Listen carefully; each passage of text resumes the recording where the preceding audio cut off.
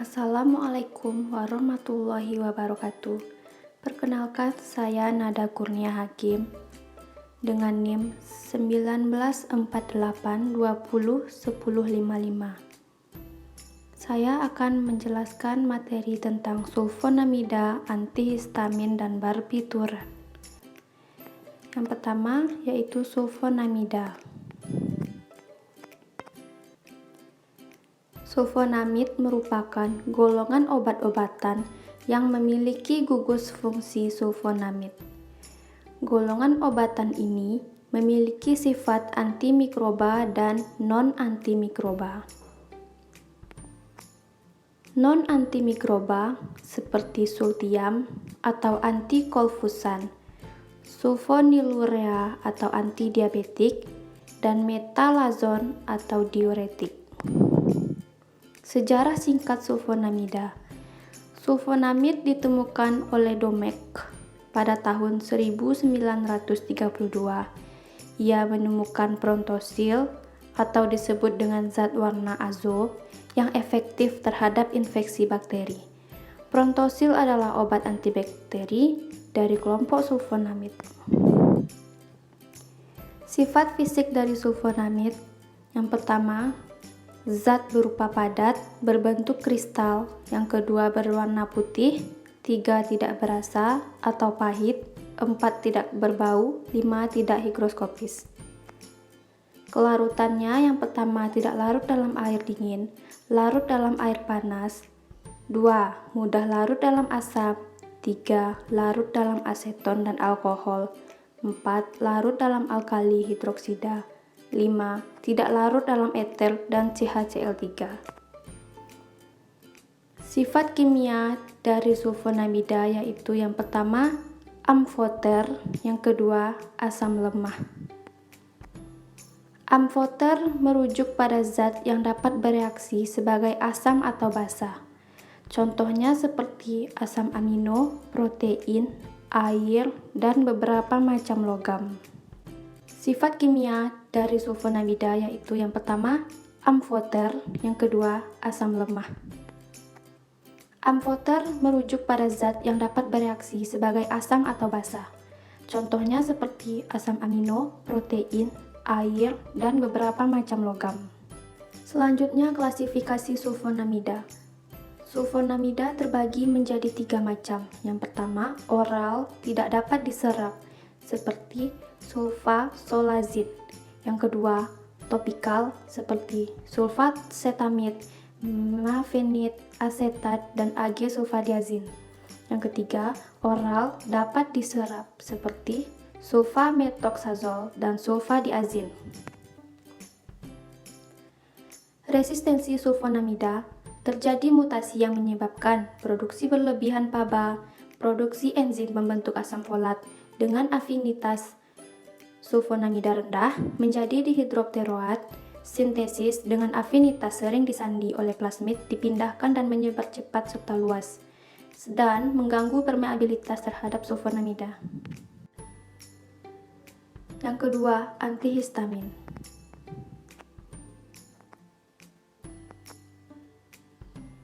Histamin bekerja terutama melalui reseptor H1. Yang pertama, mukosa, edema dan obstruksi, terjadi gatal dan bersin, dan peningkatan sekresi glandular atau rhinorrhea. Yang kedua, pada kulit, terjadi eritema dan edema serta terasa gatal. Yang ketiga, otot halus, yaitu gastrointestinal, sistem saraf pusat, kardiak, respiratori, seperti bronkokonstriksi dan WC. Peran histamin.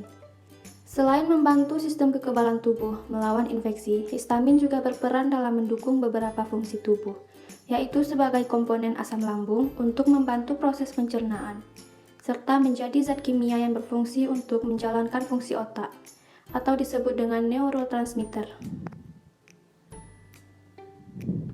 Antihistamin adalah obat-obatan yang digunakan untuk mengobati rinitis alergi dan alergi lainnya. Antihistamin disebut juga dengan anti-alergi. Antihistamin terbagi menjadi dua golongan, yaitu antagonis reseptor H1, disebut juga dengan H1 blockers, dan antagonis reseptor H2, disebut juga dengan H2 blockers. H1 blockers dapat menciutkan bronchi, saluran cerna, kandung kemih, dan rahim terhadap ujung saraf, seperti terasa gatal dan flare reaction. Antikolinergik, antiemetik, daya menekan sedatif, anti-serotonin, dan lokal anestetik. H2 blockers dapat berkurangnya hipersekresi asam klorida, juga mengurangi vasolidasi dan turunnya tekanan darah. Berdasarkan strukturnya, antihistamin dibagi menjadi 5 golongan. Yang pertama, aminoalkyl ether, yang kedua, etilendiamid, yang ketiga, piperazin, yang keempat, propilamin, yang kelima, penotiazin. Golongan antihistamin bersifat basa, tidak larut dalam air, dalam bentuk basa larut dalam kloroform, dan pelarut organik. Rasanya pahit, larut dalam HCl, menjadi bentuk garam yang larut dalam etanol dan air. Selanjutnya, mekanisme kerja antihistamin. Antihistamin bekerja dengan memblokir efek zat bernama histamin di tubuh Anda. Histamin umum dilepaskan saat tubuh mendeteksi hal yang berbahaya, seperti infeksi virus. Saat dilepaskan, pembuluh darah akan membesar dan kulit akan tampak membengkak. Contoh obat antihistamin: yang pertama, chlorpheniramine, yang kedua, ciproheptadine, yang ketiga, ketotofen, yang keempat, promethazine, yang kelima, tripolidin, yang keenam, brompheniramine, yang ketujuh, hidroksizin.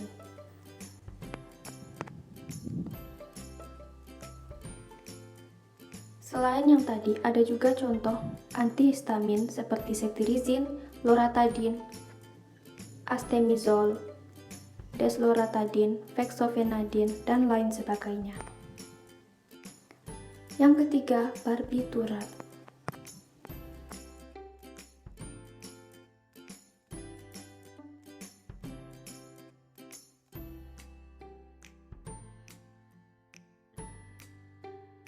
Senyawa barbiturat adalah senyawa turunan asam barbiturat. Digunakan sebagai depresan saraf pusat dan anestesi serta sedasi. Jenis obat penenang ini digunakan untuk mengatasi kejang, insomnia berat, gangguan kecemasan, dan sebagai induksi pembiusan atau anestesi. Contoh barbiturat yaitu alobarbital, amobarbital, barbital, pentobarbital, fenobarbital, dan secobarbital. Selanjutnya, mekanisme kerja dari barbiturat. 1. Barbiturat akan menekan kerja saraf pusat dengan cara meningkatkan GABA. GABA disebut juga dengan gamma aminobutyric acid.